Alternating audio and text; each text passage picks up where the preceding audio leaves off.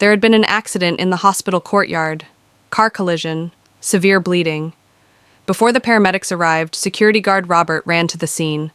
The way his hands applied pressure to the wound, the bleeding control technique, the method of checking vital signs. Hospital staff watching realized this man had done these things before, under much more difficult conditions. Welcome to Veterans Untold Stories. Before we begin this powerful story, tell us which city you're watching from in the comments, and if you believe untold veteran stories deserve to be brought to light, hit that subscribe button. These stories deserve to be remembered. Riverside General Hospital was the largest trauma center in South Chicago. This institution that saved lives 24 hours a day took on a completely different atmosphere during the night shift. The rapid rush of the emergency room gave way to a calm but alert waiting. Corridors became quieter, with only the sounds of medical equipment and occasionally arriving ambulance sirens. Robert Chen, 62 years old, had been the night shift security guard at this hospital for the past 12 years. He was medium height, gray-haired, always in a clean uniform, a calm man. He came to work at 10 p.m. and left at 6 a.m. During his 8-hour shift, he would patrol the hospital building, control visitors, and solve minor problems. Robert's daily routine was always the same. First, he would check the main entrance, take IDs of night visitors, tour the emergency room, check the status of patient relatives. Then he would go floor by floor, walk empty corridors, check security cameras, and keep notes in the incident log. The hospital staff loved Robert. He was reliable, calm, and didn't cause problems. In emergencies, he didn't panic, helped doctors, and comforted families. No one wondered about his past. They just saw him as a security guard who did his job well. Robert's most striking feature was his calmness in the face of medical emergencies. When patient relatives had heart attacks and panicked, Robert would calm them down and make the doctor's job easier. Nurses attributed this to his being an experienced security guard. In reality, they knew very little about Robert. When he started work 12 years ago, his references were perfect. His background check was clean. His personnel file contained only basic information. Robert Chen, born 1961, single, previous job private security company. That was enough. Robert wasn't very talkative.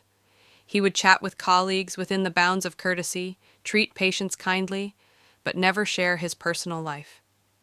During breaks, he would quietly drink his coffee, read his newspaper, and not bother anyone. That March night, everything was normal. At 11:30 p.m., Robert had done his last patrol and had a brief chat with Dr. Sarah Martinez in the emergency room. The young doctor was a first-year resident, and Robert always tried to help her. "Robert," Dr. Martinez had said, "tonight is very quiet. I hope it continues like this." Robert had smiled. "Quiet nights are good, doctor. They give everyone peace." At exactly 12:43 a.m., there was a car accident in the hospital courtyard. A drunk driver had crossed the hospital parking barrier and hit a young man walking in the crosswalk. The sound of the accident echoed throughout the hospital. Robert was the first security guard to arrive. When he ran to the scene, he assessed the situation. A car had crashed into the parking barrier, the driver was unconscious, pedestrians had scattered. But the main problem was the 25-year-old young man lying on the ground. There was severe bleeding from his left leg. Robert analyzed the situation at a glance. Arterial bleeding, probably femoral artery damage, rapidly losing blood.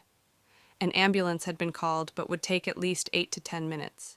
During this time, the patient could die from blood loss. Without any hesitation, he knelt beside the injured person. He pressed his hands to the wound on the leg, trying to stop the blood flow. He was calling to the injured person, "Stay with me, keep your eyes open. My name is Robert, I'm here with you." Meanwhile, doctors and nurses had started coming from the hospital. Dr. Martinez ran over hurriedly and was shocked when she saw the situation. "How long has he been bleeding?" she asked. 3 minutes, said Robert, without taking his hands off the pressure on the wound. "Arterial bleeding, major vessel damage." Dr. Martinez was surprised that Robert used medical terminology correctly, but there was no time to question it in an emergency.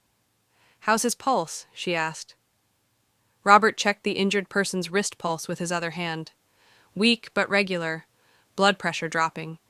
Meanwhile, Nurse Linda Peterson had also arrived. She was watching Robert's technique of applying pressure to the wound. This wasn't amateur. This was the movement of someone trained. "Robert," Linda said, "are you a doctor?" Robert shook his head. "No, I just know first aid." But this wasn't just first aid. Robert's hand movements, the way he examined the wound, his method of checking vital signs were much more professional. When the ambulance arrived, paramedics took over the situation. Robert stepped back and went to clean his hands, but Dr. Martinez followed him. "Robert," she said, "your intervention just now was very professional. Where did you learn these skills?" Robert hesitated for a moment. "I had first aid training in my previous job." "What job?" "Security sector." Dr. Martinez wasn't convinced. This level of medical knowledge didn't come just from security training. The next day, hospital director James Wilson called Robert to his office.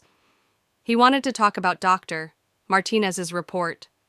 "Robert," Wilson said, "your intervention last night saved a life. That young man is now in good condition after surgery." "I'm glad," Robert said. "I just did what I could." "But Dr. Martinez says your medical knowledge goes beyond that of an ordinary security guard." Robert sighed. "Mr. Wilson, I have some experiences in my past." "What kind of experiences?" Robert took an old ID card from his pocket. "Military ID. Sergeant Robert Chen, U.S. Army, 68W, combat medic." Wilson was in shock.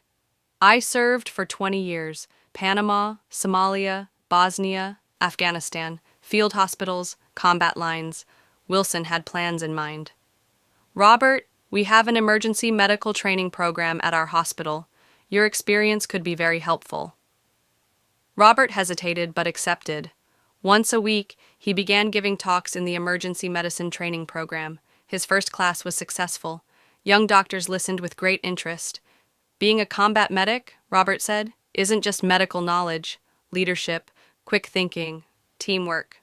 "What's the most important lesson?" asked a student. "Don't panic. Think clearly under stress. The patient's life depends on your calmness." Months passed. Robert's role as both security guard and instructor continued. Hospital management offered him a formal medical advisor position, but Robert declined. "I like being a security guard," he said. "I just share my knowledge." One day, Dr. Martinez asked him, "Robert, do you ever regret it?" "No, everything has its time. I fought, now I heal." "What do you mean?" "In war, I treated wounds. Now in the hospital, in a different way, but I still save lives. Service never ends, only its form changes." A year later, the hospital held a special ceremony in Robert's honor. In his speech, Robert said, "I just did my duty. What I'm really proud of is the 12 years I've worked here." What advice do you give to young doctors? Never stop learning. Every patient is a lesson. And remember, you're not just doctors, you're also hope givers. Today, Robert is 67 years old. He still works as a night shift security guard, but is also an advisor to the emergency medical training program. "Brother Robert," they now call him. "What would we do in this case?" Robert patiently explains, "First situation assessment, then priority determination." And remember, this job isn't just medical knowledge. It's human knowledge. Robert's story shows us that service never ends, from battlefield to hospital corridors, from combat medic to security guard. The purpose is always the same, saving lives. Now I ask you, have you ever met someone like this? Someone working an ordinary job but hiding an extraordinary past? Security guard, cleaner, secretary. Who knows what life-saving stories they carry? Share their names in the comments. Tell their stories. Because at Veterans Untold Stories, we believe that real heroes don't always wear uniforms. Sometimes they wear security uniforms and walk quietly through hospital corridors, staying ready. If this story touched you, don't forget to subscribe. Help keep these forgotten stories alive until we meet in the next video. And remember, if a security guard's calmness in an emergency at a hospital surprises you, maybe look twice.